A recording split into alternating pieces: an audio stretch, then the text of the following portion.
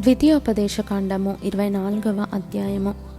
ఒకడు స్త్రీని పరిగ్రహించి ఆమెను పెళ్లి చేసుకొనిన తరువాత ఆమెయందు మానభంగ సూచన ఏదో ఒకటి అతనికి కనబడినందున ఆమె మీద అతనికి ఇష్టము తప్పిన ఎడల అతడు ఆమెకు పరిత్యాగ పత్రము వ్రాయించి ఆమె చేతికిచ్చి తన ఇంట నుండి ఆమెను పంపివేయవలెను. ఆమె అతని ఇంట నుండి వెళ్ళిన తరువాత ఆమె వేరొక పురుషుని పెళ్లి చేసుకొనవచ్చును.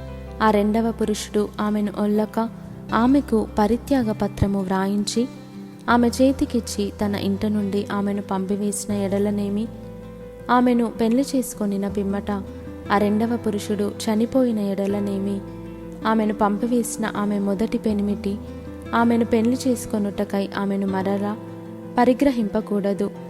ఏలయనగా ఆమె తన్ను అపవిత్రపరచుకొనెను.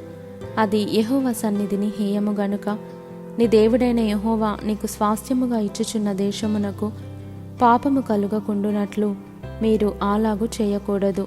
ఒకడు క్రొత్తగా ఒక దానిని పెళ్లి చేసుకొని సేనలో చేరిపోకూడదు.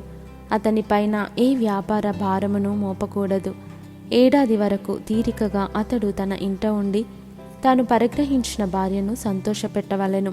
తిరగటినైనను తిరగటి మీద దిమ్మనైనను తాకట్టు పట్టకూడదు. అది ఒకని జీవనాధారమును తాకట్టు పట్టినట్లే. ఒకడు ఇశ్రాయేలు కుమారులైన తన సహోదరులలో నొకని దొంగిలుట కనుగొనబడిన ఎడల అతడు వానిని తన దాసునిగా చేసుకొనినను అమ్మినను ఆ దొంగ చావవలెను. అలాగు చేసిన ఎడల ఆ చెడుతనమును మీ మధ్య నుండి పరిహరించుదురు. కుష్ఠరోగ విషయము యాజకులైన లేవీయులు మీకు బోధించు సమస్తమును చేయుటకు బహు జాగ్రత్తగా ఉండుడి.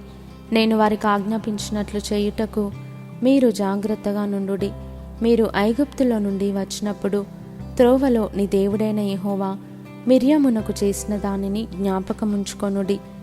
నీ పొరుగువానికి ఏదైనను నీవు ఎరువిచ్చిన ఎడల అతని యొద్ద తాకట్టు వస్తువు తీసుకొనుటకు అతని ఇంటికి వెళ్ళకూడదు. నీవు బయట నిలువవలెను. నీవు ఎరువిచ్చినవాడు బయటనున్న నీ యొద్దకు ఆ తాకట్టు వస్తువును తెచ్చి ఇచ్చును. ఆ మనుష్యుడు బీదవాడైన ఎడల నీవు అతని తాకట్టును ఉంచుకొని పండుకొనకూడదు. అతడు తన బట్టను వేసుకొని పండుకొని నిన్ను దీవించినట్లు సూర్యుడు అస్తమించినప్పుడు నిశ్చయముగా ఆ తాకట్టు వస్తువును అతనికి మరలా అప్పగింపవలెను. అది నీ దేవుడైన యెహోవా దృష్టికి నీకు నీతి అగును. నీ సహోదరులలోనేమి, నీ దేశమందలి నీ గ్రామములలోనున్న పరదేశులలోనేమి దీనదరిద్రుడైన కూలివానిని బాధింపకూడదు. ఏ నాటి కూలి ఆనాడు ఇయ్యవలెను. సూర్యుడు అస్తమింపకమునుపు వానికి ఇయ్యవలెను. వాడు బీదవాడు గనుక దాని మీద ఆశ పెట్టుకొని ఉండును. వాడు నిన్ను బట్టి యెహోవాకు మొరపెట్టునేమో, అది నీకు పాపమగును. కుమారుల దోషమును బట్టి తండ్రులకు మరణశిక్ష విధింపకూడదు. తండ్రుల దోషమును బట్టి కుమారులకు మరణశిక్ష విధింపకూడదు. ఎవని పాపము నిమిత్తము వాడే మరణశిక్ష నొందును. పరదేశికే గాని తండ్రి లేని వానికే గాని న్యాయము తప్పి తీర్పు తీర్చకూడదు. విధవరాలి వస్త్రమును తాకట్టుగా తీసుకొనకూడదు. నీవు ఐగుప్తులో దాసుడవై ఉండగా నీ దేవుడైన యెహోవా నిన్ను అక్కడి నుండి విమోచించెనని జ్ఞాపకము చేసుకొనవలెను. అందుచేత ఈ కార్యము చేయవలెనని నీకు ఆజ్ఞాపించుచున్నాను.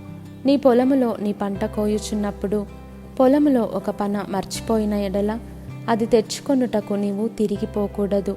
నీ దేవుడైన యెహోవా నీవు చేయు పనులన్నిటిలోనూ నిన్ను ఆశీర్వదించినట్లు అది పరదేశులకును తండ్రి లేని వారికిని విధవరాండ్రకును ఉండవలెను.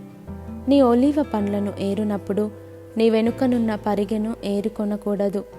అవి పరదేశులకును తండ్రి లేని వారికిని విధవరాండ్రకును ఉండవలెను. నీ ద్రాక్ష పండ్లను కోసుకొనినప్పుడు నీ వెనుకనున్న పరిగెను ఏరుకొనకూడదు. అది పరదేశులకును తండ్రి లేని వారికిని విధవరాండ్రకును ఉండవలెను. నీవు ఐగుప్తు దేశమందు దాసుడవై ఉంటివని జ్ఞాపకము చేసుకొనుము. అందుచేత ఈ కార్యము చేయవలెనని నీకు ఆజ్ఞాపించుచున్నాను.